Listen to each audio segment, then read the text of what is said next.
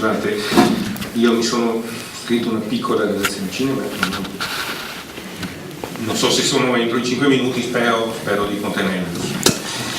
Vorrei partire da, focalizzare il mio intervento su il nucleo di base delle nostre strutture istituzionali e della nostra vita democratica, che sono i comuni, per capire un po' cosa sta avvenendo, perché abbiamo contatto diretto di quello che sta avvenendo delle istituzioni democratiche attraverso la vita del comune. Vorrei ricordare due citazioni di Carlo Cattaneo e Vittorio Calvino. Una di Cattaneo, che è sul principio, la città come principio ideale della storia italiana, che ci fa capire qual è il nodo storico, che dice: fin dai primordi la città è altra cosa in Italia da ciò che ella è nell'Oriente e nel Settentrione. L'impero romano comincia entro una città, è il governo di una città dilatato a comprendere tutte le nazioni che circondano il Mediterraneo. La fede popolare derivò dalla città di Roma, dalle città di Alba da Lavinio dalla lontana Troia. Le generazioni dei popoli apparvero alla loro mente generazioni di città. Le città sono mercati stabili, vaste, officine, porti ordinati, alimentati da lontani commerci, non hanno altro vincolo con le terre circostanti che quello di un prossimo scambio delle cose necessarie alla vita. In Italia il recinto murato fu un'antica sede comunale delle famiglie che possedevano il più vicino territorio. La città formò col suo territorio un corpo inseparabile. Il popolo delle campagne prende tuttora il nome della sua città, sino al confine dell'altro popolo che prende il nome da altra città. Il nostro popolo, nell'uso domestico e spontaneo, mai diede a sé medesimo il nome storico e geografico di Lombardo. Cattaneo era il protagonista delle 5 giornate, era democratico repubblicano lombardo. Mai non adottò familiarmente quelle variabili divisioni amministrative di dipartimenti e di province che trascendono gli antichi limiti municipali. Il pastore di Valcamonica, aggregato ora ad uno, ora all'altro compartimento, rimane sempre bresciano. Il pastore della Val Sassina si dà sempre il nome di una lontana città che non ha mai veduto. Questa adesione del contado alla città, ove dimorano i più autorevoli, i più potenti, i più industri, costituisce una persona politica, uno stato elementare, permanente e indimenticabile. Ecco, già, questo è il nucleo, direi, degli interventi eventualmente istituzionali che si vogliono fare col federalismo, eccetera. Tener conto che il nucleo principale, sotto lo Stato, già dei padri costituenti e dei protopadri, che erano quelli che hanno scritto poi la Costituzione romana, il comune è l'elemento base, il resto sono elementi variabili, transeunti, necessari dal punto di vista amministrativo, come le regioni o le province, però non necessariamente possono essere quelli, si possono modificare. Però la base della democrazia nella visione democratico-federale è il comune. E a proposito dei comuni, delle città, c'è un altro piccolo citazione che vorrei portare a Calvino perché è interessante. Penso di aver scritto, lo dice a Princeton nell'83, dopo aver in illustrazione delle città invisibili, che è del 72. Penso di aver scritto qualcosa come un ultimo poema d'amore alla città nel momento in cui diventa sempre più difficile viverle come città.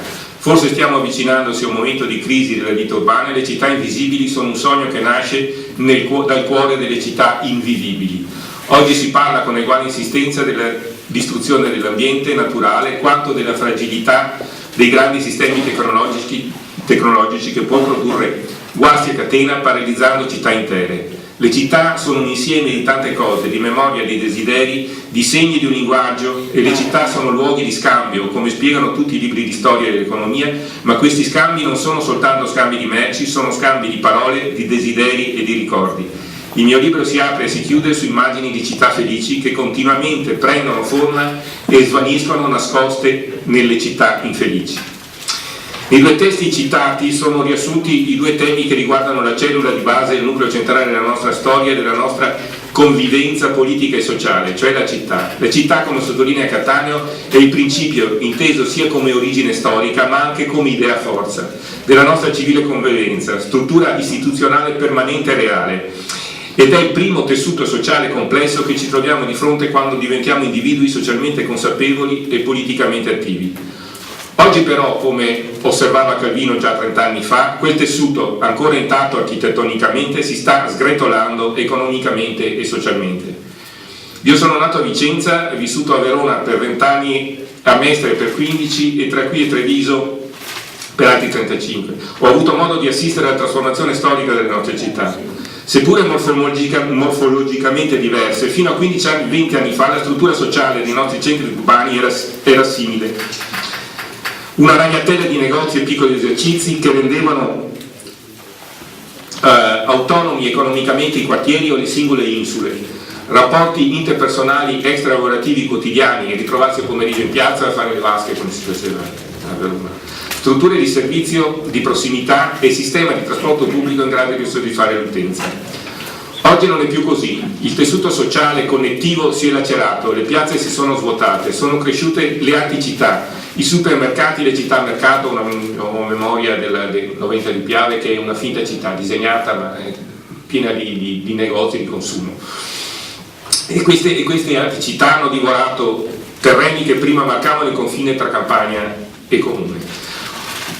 C'è stato lo svuotamento dei distretti industriali con conseguente formazione di buchi neri urbanistici popolati di capannoni abbandonati, generatori di non luoghi che non sono più né città né campagna. Vi è una rarefazione del trasporto pubblico collettivo e una crescita esponenziale di quello privato, con conseguente sviluppo patologico di strade e superstrade e impoverimento di quel paesaggio che ha costituito per centinaia di anni la caratteristica morfologica del nostro paese. La decadenza economica e i comuni oggi, anche politicamente, sono diventati delle discariche fiscali, non sono più fornitori di servizi, ma semplicemente esecutori degli ordini che vengono dallo Stato centralizzato sempre di più, nonostante le pattugne federaliste che in questi 20 anni ci hanno somministrato non sono mai state realizzate sul serio. La decadenza economica e urbanistica ha avuto inevitabilmente conseguenze negative e spesso drammatiche sul piano sociale, perdita e precarizzazione strutturale del lavoro, atomizzazione dei rapporti sociali, nuova immigrazione, azzeramento valoriale dei titoli di studio e di tutto il processo formativo. Non sfuggono a questo tsunami sociale le strutture associative. Le associazioni spesso crescono verticalmente e decidono i legami a rete, sono divise in tribù e incapaci di dialogare fra di loro. In questo terreno di cultura ha avuto facile crescita una classe politica famelica e parassitaria, autoreferenziale e sostanzialmente ignorante, istintivamente seguace del principio taceriano che afferma che la società non esiste, rafforzata ideologicamente da uno stuolo di economisti contabili privi di cultura storica o di cultura tout court e sostenuti economicamente da una classe di imprenditori familisti e di faccendieri corruttori legati alle mafie, un popolo di politosauri e conodonti, come ironizzava Massimo Bocchi sulla Repubblica. Cosa si può fare? Anche se ci sarà una crescita economica in un prossimo futuro, sarà un velo d'acqua che copre le macerie preesistenti. Ci vorrà la pazienza e la costanza del restauratore, seguendo alcune direttrici per la rinascita civile, investimenti spinti svolti al recupero del territorio e alla crescita di una economia sostenibile, restaurazione del welfare sanitario, perché si è sgretolato anche quello, ormai è sempre più un ricorso necessario alle cure private invece che a quelle pubbliche. Mezza cartella. Incentivi e politiche emergenti solidali e fornire strumenti operativi e incentivi per creare una serie di interventi ecologici sostenibili, esempio il fotovoltaico a rete che possa servire in interi quartieri e che sia economicamente conveniente. Crescita di un esercito del lavoro che intervenga per la messa in sicurezza del territorio, restauro del paesaggio e l'attivazione e creazione di musei, laboratori che servono a conservare e recuperare incentivi per chi ristruttura, case e disincentivi forti per chi vuole costruire. Trasparenza dell'azione amministrativa che prevede incontri periodici delle amministrazioni con i cittadini capaci di illustrare il lavoro svolto ed essere disposti all'ascolto e per rendere i bilanci leggibili, intellegibili e disponibili al pubblico. Favorire il cooperativismo e l'associazionismo a rete, attenzione alla formazione scolastica e ai luoghi di lavoro, creazione o ripristino di organismi di controllo amministrativo sugli appalti e sugli atti delle giunte, contrasto alla precarietà del lavoro e la democrazia quindi deve essere uno strumento, deve tornare ad essere uno strumento a disposizione di tutti. È una partita di poker in cui nessuno deve essere sicuro di avere la carta vincente in mano. Grazie. Io sono Giacomo del Circolo di Mogliano e volevo un attimo riprendere il ragionamento che in parte si era fatto questa mattina e che da molti mesi anima il nostro dibattito interno in merito alla figura del nostro leader Nichi Vendola. Posto il fatto che sono completamente d'accordo con quelli che dicono di togliere il nome di Nichi dal nostro simbolo, non sono affatto d'accordo invece con la critica ostinata e senza una seria riflessione in merito al suo operato, perché essenzialmente credo che tolto Nichi dietro di lui resti ben poco.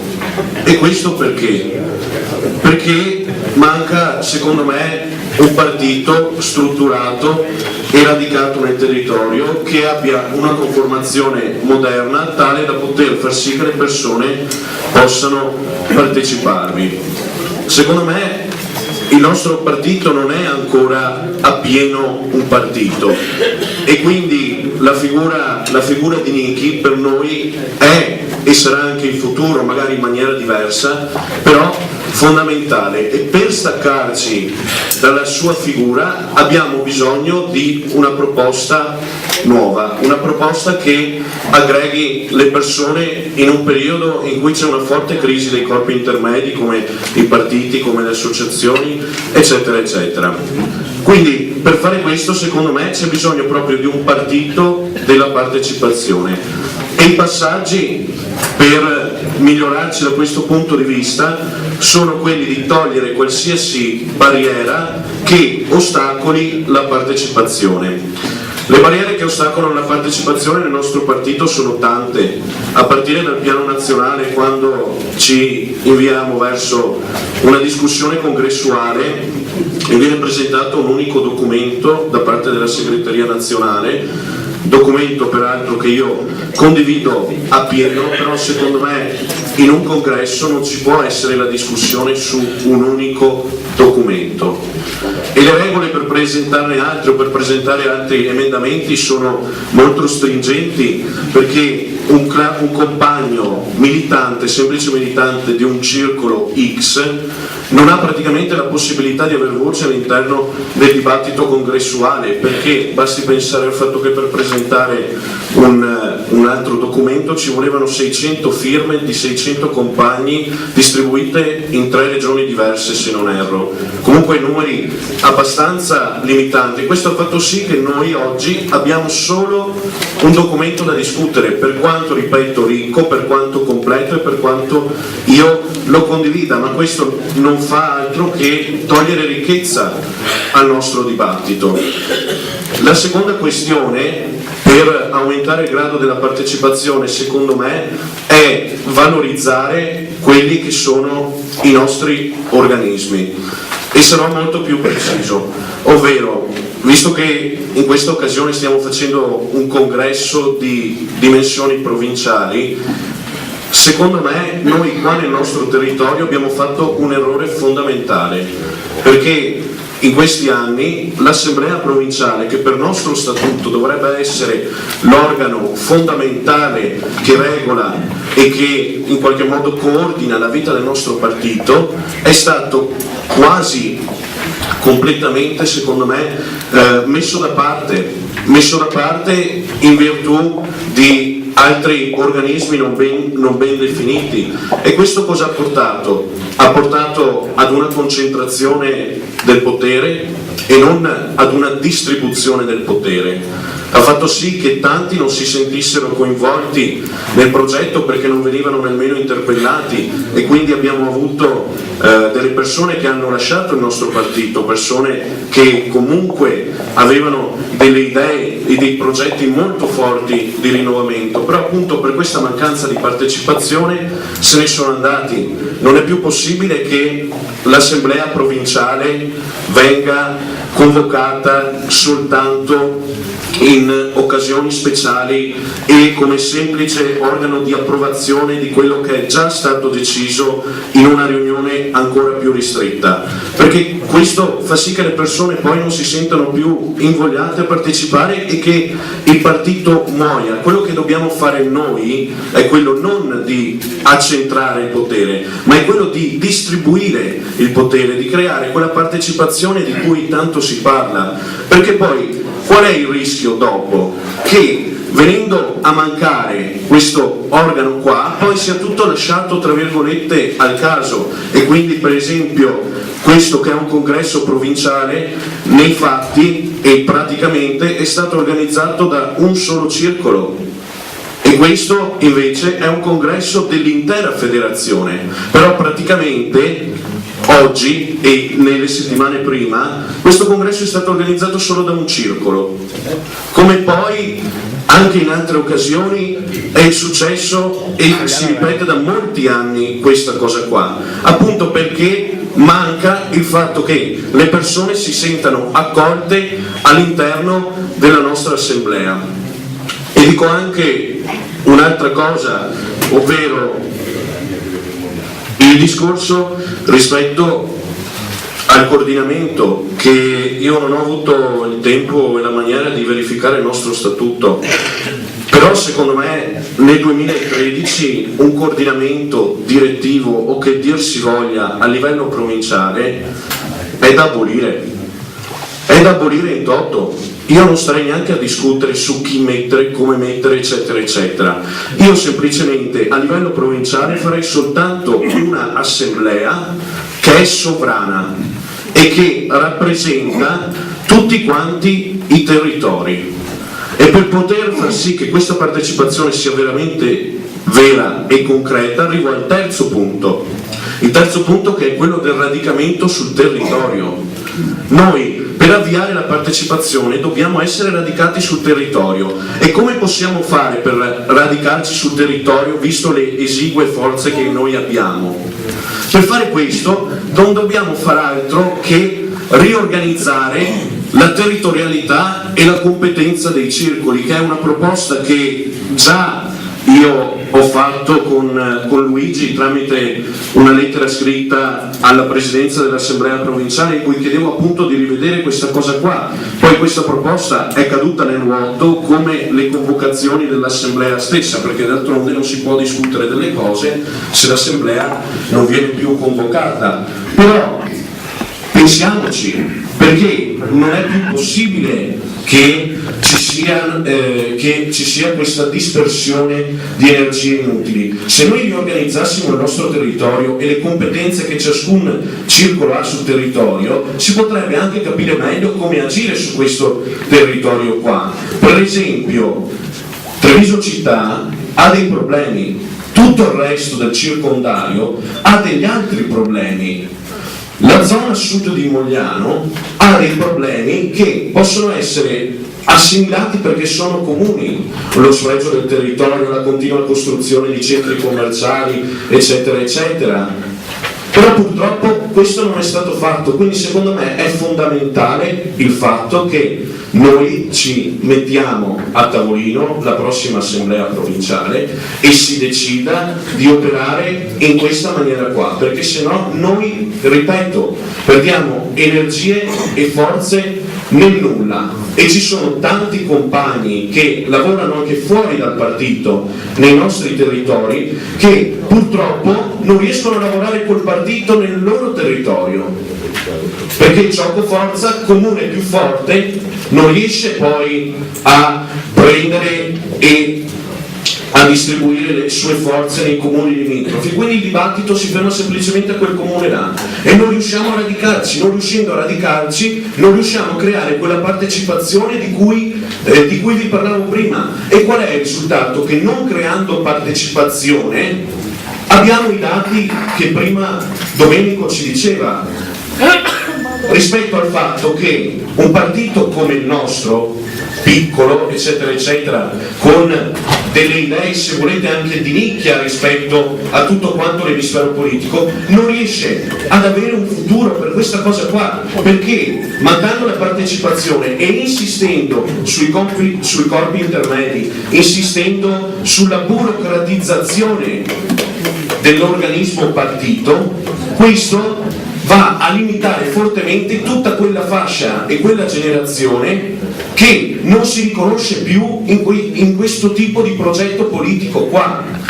E quindi ci ritroviamo ad un congresso in cui l'età media è molto alta. E non la voglio mettere sul piano del conflitto generazionale, però è un dato di fatto che questo partito nella nostra federazione non ha un futuro.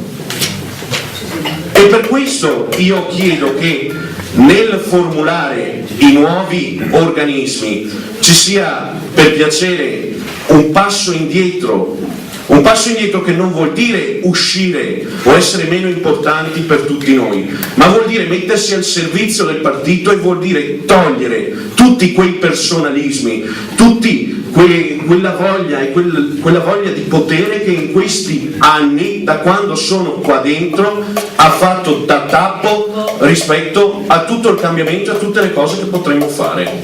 Grazie.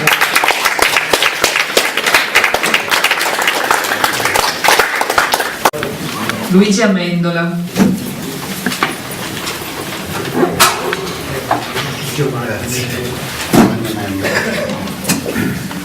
Sì, il mio cognome infatti mi perseguita da anni, infatti il presidente Muraro pensava che ero parente di Claudio Amendola, quindi... È il cugino di Napolitano. È il cugino di Napolitano. Io, compagni, inviterei onestamente a un maggior ottimismo.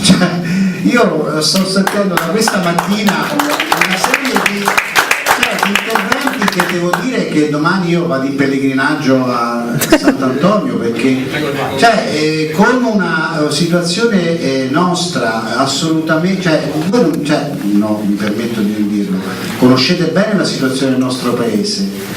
Noi abbiamo ormai un pensiero dominante che è quel pensiero di questo governo assurdo delle mini larghe intese fatte da 300 deputati del Partito Democratico e 30 di venduti di Forza Italia. Quindi io penso che alla fine un pochettino di ottimismo dobbiamo averlo, perché noi abbiamo anche la capacità, quando vogliamo, di essere presenti nelle lotte più importanti. Quindi è un invito che faccio ai compagni, perché sennò non capisco il motivo per cui ancora continuiamo a combattere per un mondo migliore che noi desideriamo evidentemente, come ieri abbiamo fatto a Venezia, che eravamo la forza politica più presente in piazza. Io vorrei innanzitutto concentrarci su qualcosa che secondo me molti compagni di qua conoscono meglio di me. Noi in 5 anni nella provincia di Treviso abbiamo perso 26.000 posti di lavoro, abbiamo chiuso 1.590 aziende. E il nostro territorio, la famosa locomotiva del nord-est, si è non solo spenta ma è morta. La sofferenza è forte, abbiamo un indice di povertà media che è intorno al 5%, quindi considerate che il 5% dei cittadini trevigiani vive sotto i 1.000 euro l'assessore può benissimo testimoniare, vive sotto 1.000 euro di reddito. Noi abbiamo file a Treviso, a Montebelluna, a Mogliano, a Castelfranco, di cittadini italiani insieme ai stranieri che si vergognano, ma vanno a ritirare la busta con il pane. Allora, se noi ci chiamiamo tanto di sinistra, no? Prima mi è piaciuto molto l'intervento di Umberto Lorenzoni, no? Cioè la sinistra è un po' come dice Anelli, no? Quando alla fine tu fai una scelta stai sempre da una parte.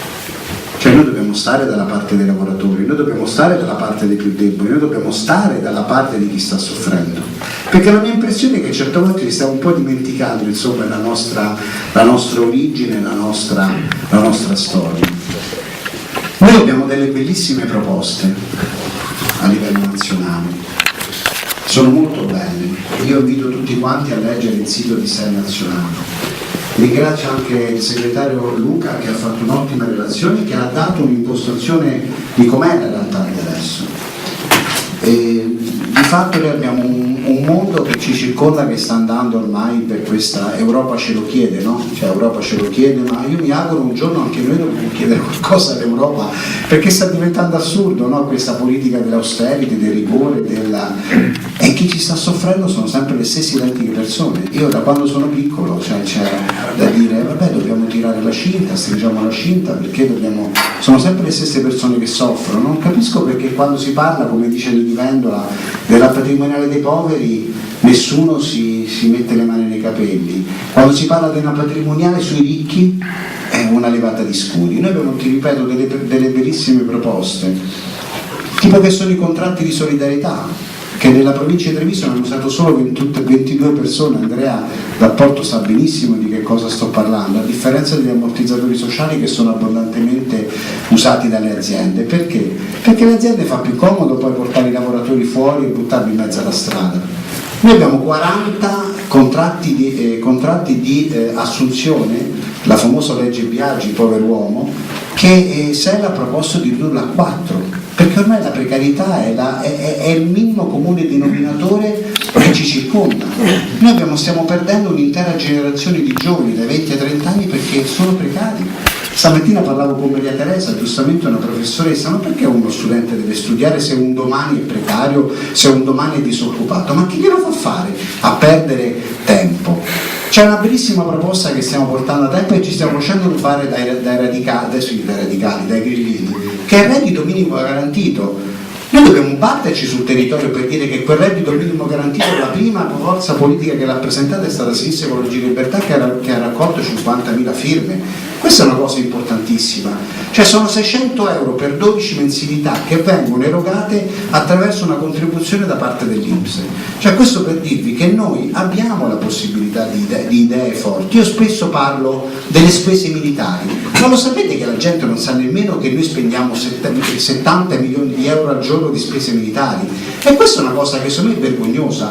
Cioè nel nostro paese noi siamo l'unico partito che riusciamo ancora a tirare fuori, in mezzo a questo, come dire, questo pensiero dominante comune, una serie di buone idee, buone proposte che possono essere oggetto della nostra politica. Ecco il discorso dell'ottimismo. Iniziamo a parlare di tassazione delle rendite finanziarie, iniziamo a parlare di tagliare le pensioni d'oro che ci circondano, iniziamo a parlare della patrimoniale. Non è possibile che nel nostro paese il 90% delle persone detiene il 10% della ricchezza e il 10% ne tiene il 90%.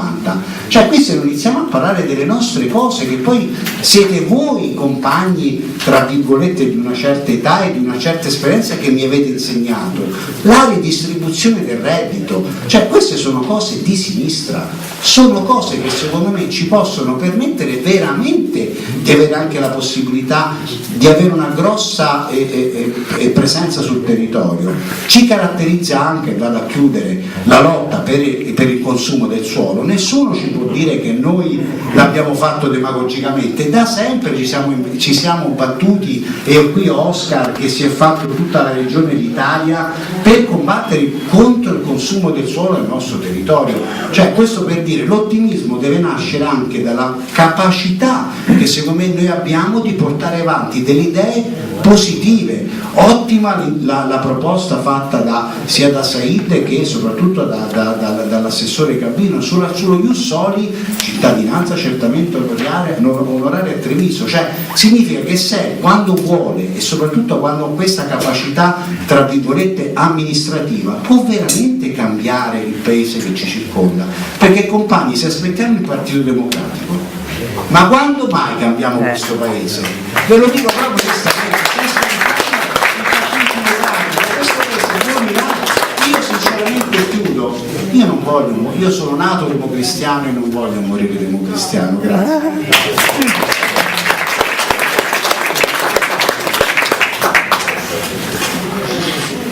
Jacopo Naidi. Salve a tutti, mi dispiace un po' fare il mio intervento dopo quello di Luigi, che personalmente mi è piaciuto moltissimo, soprattutto Allora io vorrei cogliere l'occasione del congresso per presentarmi, perché sono, possiamo dire, un neoeletto, sono militante da qualche mese, da prima dell'inizio dell'estate, dove ora mi sono iscritto, e quindi quale occasione migliore per presentarmi ai miei compagni, come è bello dire, che se non in questa occasione. Anzitutto io sono stato nuovamente eletto rappresentante istituto della mia scuola, e proprio per questo motivo mi piacerebbe affrontare un argomento che è stato nominato più volte nei discorsi di chi mi ha preceduto, ma che mai si è entrato nei dettagli. E i dettagli sono sconcertanti, sono amareggianti, è il termine giusto, perché il governo, questo governo delle larghe intese, ha recentemente approvato il nuovo primo decreto scuola, ora è divenuto legge, nel quale loro sostengono di aver cambiato direzione, di aver veramente cambiato rotta, stiamo uscendo da quell'abisso in cui ci stavamo addentrando. La verità non è così. La verità è che dei soldi mi sono puntato, scusate se non sono abbastanza schematico, però secondo me i dati sono quelli che parlano maggiormente. Lo Stato ha finanziato la scuola pubblica quest'anno, per l'anno che verrà, per 415 milioni,4 per la precisione. La verità è che quando ci si interessa e si va a guardare dove hanno preso i soldi, ci si rende conto, e puntualizzo nuovamente, che solo 140,8 milioni dei 415 li ha messi direttamente lo Stato, perché la verità è che i rimanenti, cioè il 53%, perché c'è anche un fondo della regione che contribuirà a questo stanziamento di soldi, l'hanno dati i cittadini, perché di nascosto lo Stato ha aumentato la tassa regionale per il diritto allo studio, e quindi 223 milioni saranno dati dalle famiglie. E facendo sempre un ragionamento su questi soldi, è interessante analizzare che sono stati stanziati 15 milioni per il welfare dello studente, cioè aiutare le famiglie in difficoltà, cioè comprare i libri a chi non si può permettere, anche i trasporti e le mense. Sono stati stanziati 15 milioni di euro. E 15 milioni di euro, facendo un rapido calcolo, l'Istat ci presenta che 745.000 famiglie in Italia sono in stato di povertà e hanno un figlio, almeno un figlio minorenne a carico. Facendo un rapido calcolo, ragazzi, arriviamo a meno di 50 euro a famiglia. Adesso ditemi voi se questa è la politica che vogliamo, se questa è la politica della Costituzione che tante volte oggi abbiamo enunciato, e fortunatamente il nostro Lorenzoni ha benissimo interpretato, e purtroppo non sono riuscito a fargli i complimenti direttamente, li faccio ora indirettamente, però il discorso mi è piaciuto moltissimo e sono orgoglioso per questo, e qua mi collego a sé, sono orgoglioso veramente di far parte di questo partito, perché è l'unico partito che ha preso una posizione decisa e ha votato no a un decreto del genere, a un insulto agli italiani. È l'unico partito, in particolare la nostra onorevole Celeste, che ha preso in carico le firme, le 22.000 firme che sono state raccolte veramente in pochissimo tempo. Io mi sono appuntato che hanno raccolto 30 firme al minuto questa petizione. Perché cosa è successo? L'ultimo paragrafo della nostra amata legge Gelmini, in senso ironico ovviamente, prevede per quest'anno che verrà l'eliminazione di storia dell'arte nelle scuole. Eliminare storia dell'arte dalle scuole è un insulto alla nostra dignità, alla nostra identità di italiani, perché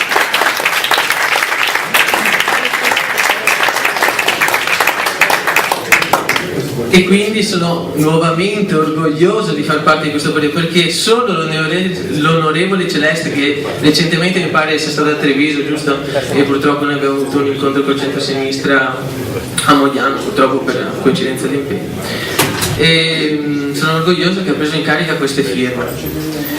E dopo questo inno alla bandiera, potremmo definirlo, vorrei semplicemente fare un piccolo appello, sottolineando ciò che si legge tra le parole, tra le righe che ha espresso il mio amico e compagno di partito Giacomo Milandi. E il discorso è questo: date fiducia a noi giovani, dateci la possibilità di esprimerci, di crescere, di fare la differenza. Dateci anche, voglio puntualizzare, la possibilità di sbagliare. Dateci la possibilità di far questo. E voglio aggiungere un'altra cosa, e dateci la possibilità di sbagliare, ma non vuol dire levarsi, astenersi da tutte le decisioni che comunque ci verranno incontro. Significa sostenerci nel momento in cui avremo ragione, consigliarci nel momento in cui saremo incerti e anche suggerirci cosa abbiamo sbagliato.